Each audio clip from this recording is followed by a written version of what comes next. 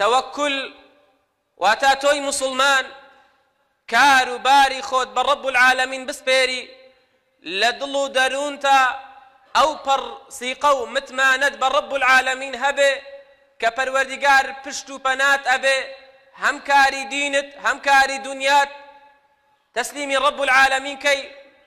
یەقینت وابێ هەر ڕەب العالەمینەکەوا هێز ئەهێنێ و بێهێزی ئەهێنێ و سوود ئەهێنێ و هەر ڕەب العالەمینە زیان لا ئەبا تەوەکل و پشت بەستن بە ڕەب العالەمین ئەو پەڕ نیشانەی ئیمان و بڕوایە لە دڵ و دەرونی تاکی ئیماندار و مسلمان رب العالمين لسورة المائدة لآيات بستسيا فرمي وعلى الله فتوكلوا إن كنتم مؤمنين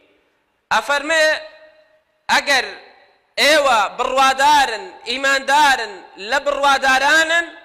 بتنها وتنها هر پشت برب العالمين ببستن